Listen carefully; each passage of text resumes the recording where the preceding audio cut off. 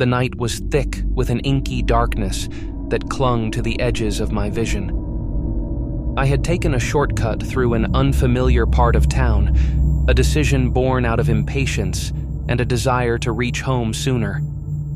Mist curled around the corners of the desolate streets, giving the neighborhood an eerie and abandoned feel. As I briskly walked down the narrow alley, my footsteps echoed off the damp walls. The only sounds were the distant hum of the city and my own anxious breathing. The dim glow of the street lamps cast long, distorted shadows that danced ominously on the wet pavement.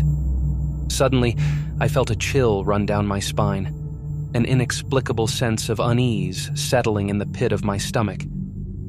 I quickened my pace, but the shadows seemed to lengthen, reaching out towards me with spectral fingers.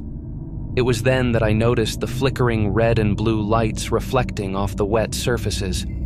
As I turned a corner, my heart skipped a beat.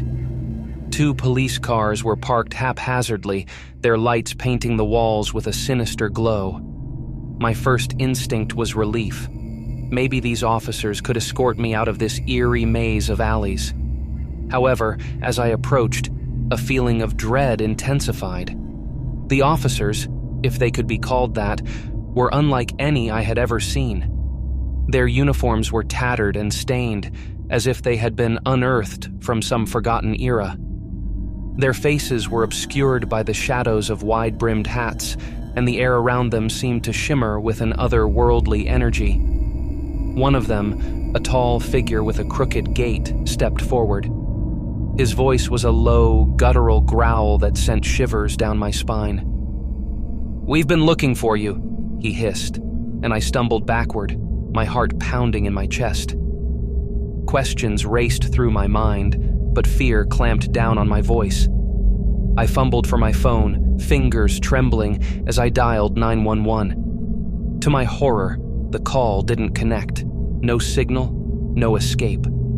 The fake officers circled me, their movements synchronized in an unnatural dance.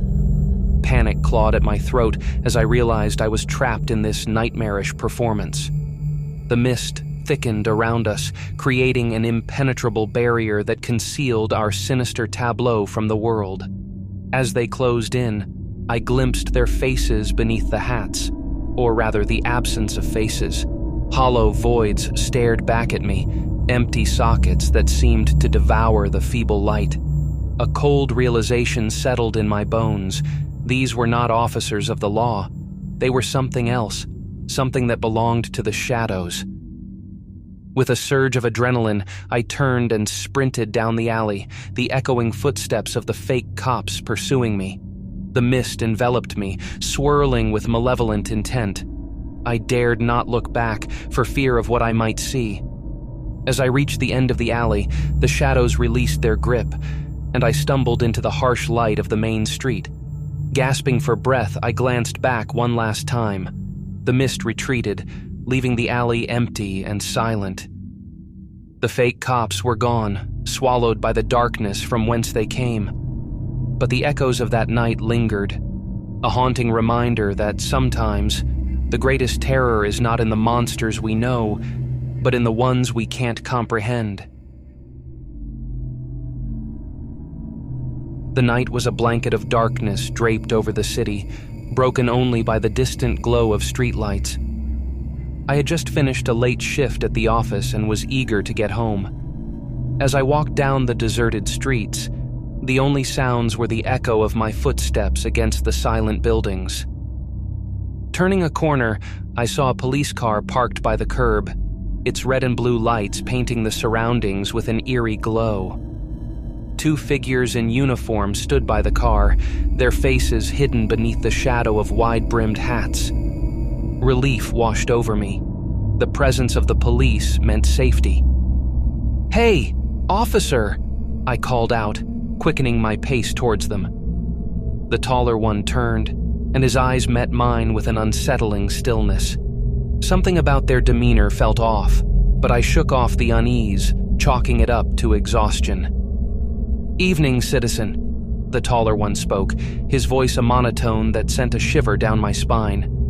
We've had reports of suspicious activity in the area. We need to ask you a few questions." I nodded, trying to appear cooperative, but my instincts screamed at me to be cautious. The dim light cast long shadows across their faces, making it impossible to discern any features. The shorter one gestured towards the police car. "Why don't you hop in? It'll be easier to talk there." I hesitated, a cold knot forming in my stomach. Something wasn't right, but I couldn't put my finger on it. Against my better judgment, I complied and got into the back seat of the patrol car. As the car pulled away from the curb, the silence inside was oppressive. I stole glances at the officers through the rearview mirror, their faces remaining obscured by the shadows. We drove through unfamiliar neighborhoods, the streets growing more desolate with each passing block. An unsettling realization dawned on me. This wasn't the way home. Panic surged through my veins as I demanded, "Where are we going? This isn't the way to the police station." The taller officer chuckled, a hollow sound that sent a chill down my spine. "You're not going to the station, my friend. You're going where we need you." Fear clenched my chest. The streets became increasingly obscure, the buildings dilapidated and abandoned. I frantically searched for an escape, but the childproof locks thwarted any hope of a quick exit. Suddenly, the car came to a stop in front of an old warehouse, its windows shattered and boarded up. The officers exited the vehicle, opening the back door with a mechanical precision. My attempts to resist were met with a strength beyond human, and they dragged me into the darkness of the warehouse. Inside, the air was thick with an unnatural stillness. Fluorescent lights flickered overhead, revealing a room filled with peculiar symbols painted on the walls. Dread seeped into my bones as the officers spoke in unison, their voices no longer human but an eerie chorus that resonated with an otherworldly cadence. "We are the watchers in the shadows," they intoned, "and you, dear citizen, are our offering." As the ritual began, I realized with horror that these weren't real cops, but something far more sinister. Entities that wore the guise of authority to ensnare unsuspecting victims. In the heart of that abandoned warehouse, surrounded by the unknown, I became a captive audience to a macabre spectacle orchestrated by the denizens of the darkness. Thank you for watching. Please make sure to like, comment, and subscribe to the channel.